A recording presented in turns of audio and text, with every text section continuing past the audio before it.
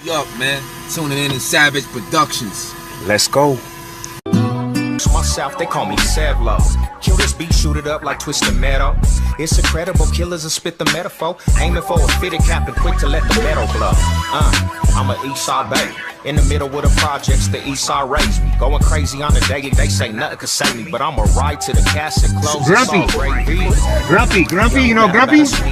Hey, if you see Grumpy, you know him, bro. He passes through, tell him Sev pulled up over here. Okay, gracias. There's some things I gotta ask.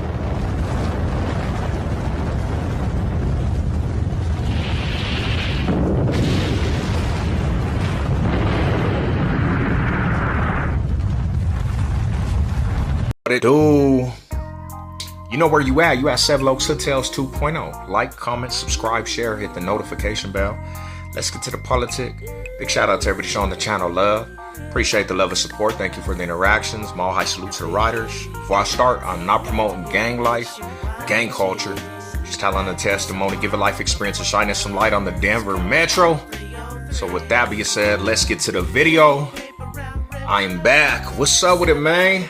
Hope everybody's good out there. Just got out the gym. We back to story times. We back to regular content. It doesn't even matter at this point, bro, about being monetized. It doesn't matter about the shadow ban. It doesn't matter about any of that. Because the original homies are going to be here. And I've been getting a lot of requests. A lot of individuals like, man, we need some of that original Savage Sev, that original Sevlo Tales. So let's get to it, man. This was a recommended video and a question from the homie Pierce. He said he heard that the G's and the Sureños, they got into it, a big war in DOC. So like early 2000s, you in the streets, right? And you started hearing about the G's got indicted. I got partners that are G's and they wrapped up a gang of G's off the block. I'm talking about started crushing houses, kicking in doors, and the G's got an indictment on them. Early 2000s, I think it was like 2004, 2005. So when an indictment goes down, right, they wrap up multiple people, especially when they're building a case. And a gang of G's were in the county. A gang of G's were hitting DOC.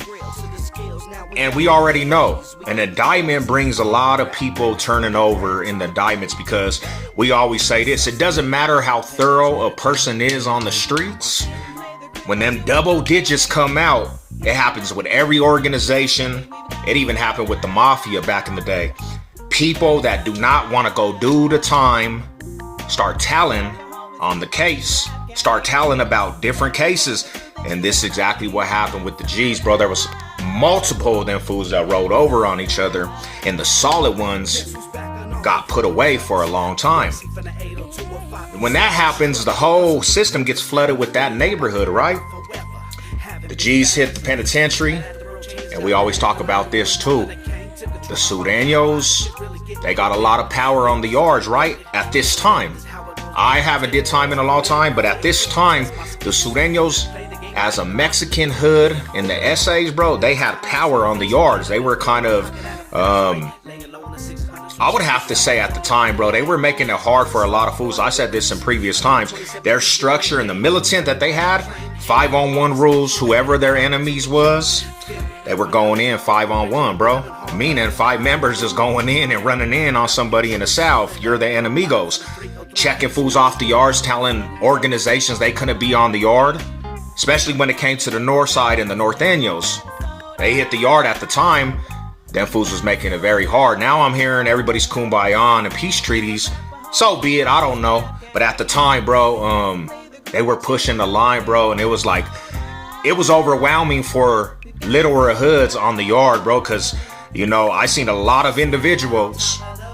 This is the thing, bro. And this is why I tell people, think about what you do before you have to go do penitentiary risk, because I seen certified riders from the streets, because they got that thing, or they get down, they get in the unit, bro, full of enemies, and them fools break.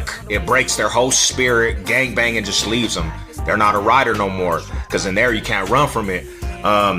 So in saying that, the G's hit the yard, and you already know at this time the riders from the G, they were putting in work. I don't know if they were getting money or what, or they started taking the money.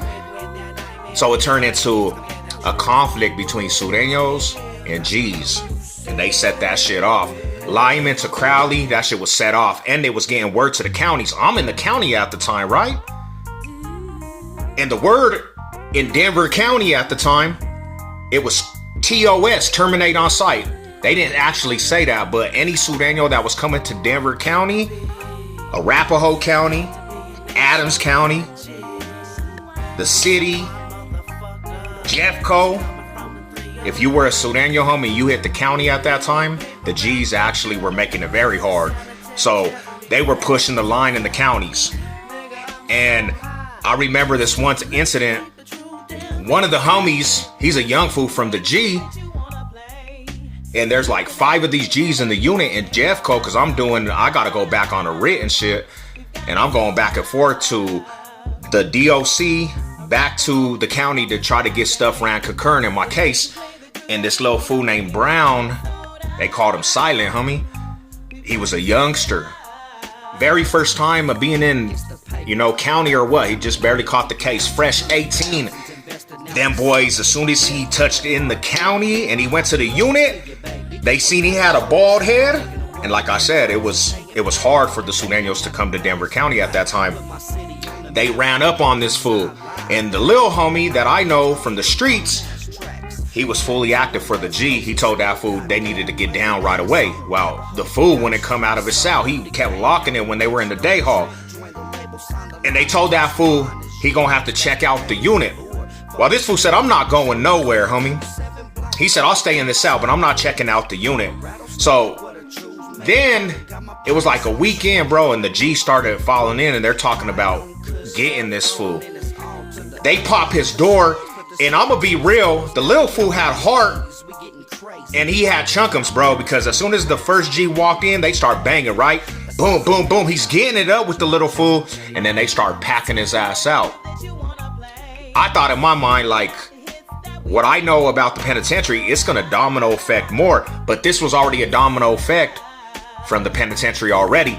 But I was thinking to myself, like, what happens in the near future if they run into each other on the yard? So they ship out everybody. That little youngster goes to the penitentiary, and they show up in the same facility. Rumor is, now it's the one-on-one, and he's with his homies. And later down the road, the Sureños got at that fool from the G. So there was a time frame when the G and the Sureños actually, it was a domino effect all the way through the system, and they were getting it up. Now I haven't really, you know what I'm saying? When I started doing time later down the road, I didn't see them really like trip with each other. But like I said, there was times when the Sureños got into it with every car because they were just hella active, But shout out to everybody, man. Shout out to the whole Denver Metro, the whole Box State. You know what it is. Let's go.